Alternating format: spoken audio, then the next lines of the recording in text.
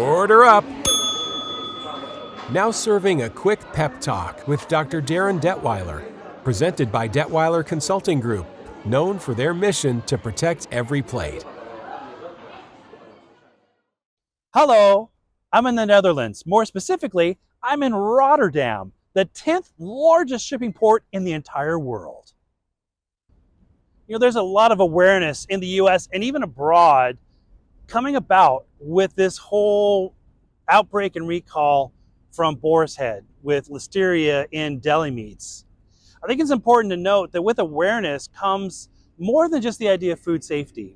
First off, we got to look at the idea that it's not just in the United States. You know, 5 years ago in 2019, there was a significant listeria outbreak with deli meats here in the Netherlands. There was a Dutch meat maker whose listeria contaminated lunch meats ended up causing not only deaths but significant number of hospitalizations. This outbreak ended up resulting in significant changes in policy and regulations around ready-to-eat foods. There's other parameters as well. It's not just new companies. You also look at the idea of older companies. In fact, Boar's Head started in 1905, a whole year prior to Upton Sinclair's book, The Jungle, a whole year before the FDA got its start technically through the Pure Food and Drug Act, and the USDA was beginning its inspection of meats with the Meat Inspection Act, all of 1906. So we're talking about a company that's been around for nearly 120 years. Heck, it's not even just about deli meats. Listeria you often find with soft cheeses, salads, and other ready-to-eat foods. So there's a lot of different parameters we have to look at in terms of being aware of an outbreak, specifically looking at listeria. You know, talking about awareness, I personally think that awareness of multiple parameters, multiple metrics, not just about a pathogen, but looking at the history, the idea of the age of a company, the size of a company, the different foods involved, other examples of outbreaks in the past and how they have either gotten worse or how they've resulted in change, how you can see certain patterns forming.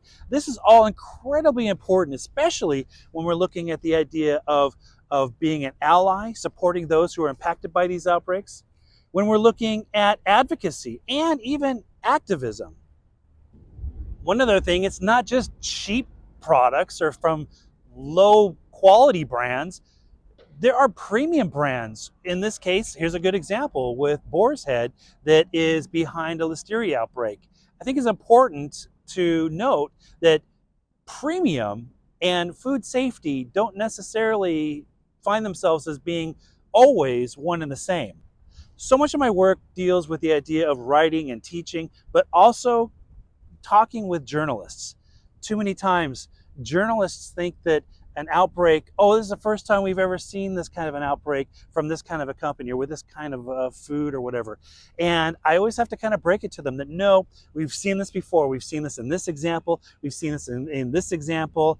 And there are patterns that we observe. It's almost like, I have used this phrase before, an endless cycle of outbreaks. But how can we improve each time? What lessons can we learn each time that can help either lessen the severity, lessen the likelihood, or just lessen the chances altogether there's another outbreak like this? When I work with companies, I mentioned likelihood and severity. I have actually worked with companies that they didn't think it was very likely that something like this was going to happen. And I had to point out, there's a history of this with their exact type of product, with their exact commodity, with their exact industry sector. So we have to look at awareness of all these different pieces of information just in terms of looking at likelihood and severity. All this being said, awareness is incredibly important in terms of all the work we do with food safety.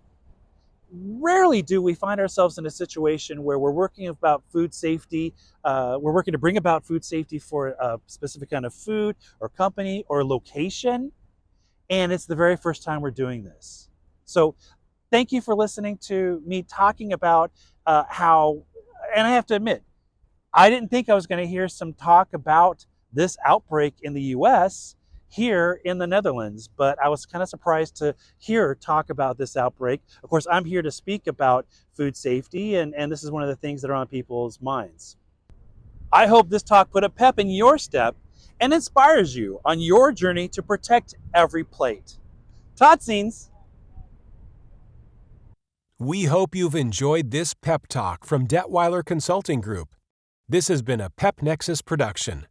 Be sure to check out www.pepnexus.com for additional resources and information.